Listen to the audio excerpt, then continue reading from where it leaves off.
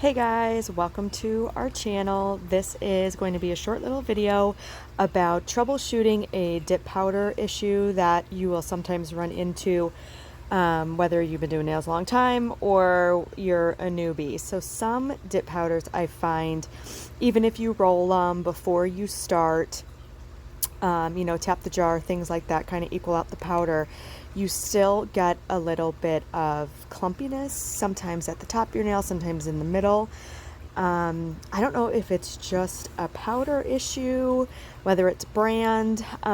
This particular one has gotten me a couple times, so I figured I would use it and show you guys what I'm talking about. This is my Dipalicious base that I always use. It's so far been my favorite. I've used Kiara Sky, I've used the Alta brand, and this one is just the thinnest that I found so far, so I usually try to use this one all the time.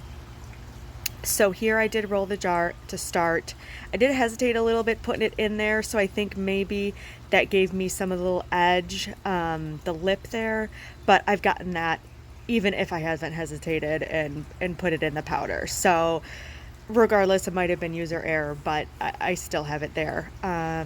I brush off a little bit here and show you guys that the little bump is there right at the edge, which is really, really frustrating, especially with a dip powder like this.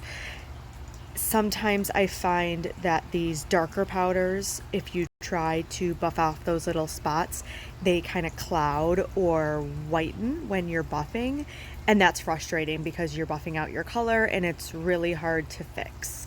So I found the best thing to do is really, really mix up your powder before you dip, so it's really, really light and fluffy. I know I rolled it, but it's just sometimes not enough, so I pretty aggressively mixed it, and I'm hoping that it's going to turn out a little bit better here when I do dip in. I'm hoping to get a little bit of a smoother coat.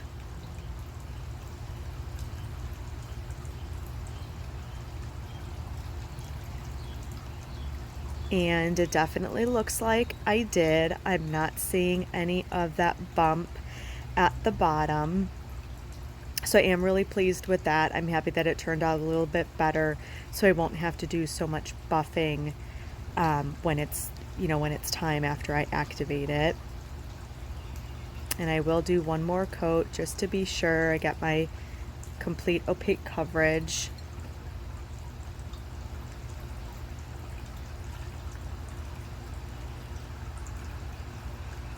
I'll tap off the excess, of course, give it one more brush, and let's go ahead and compare the two and kind of see the differences here.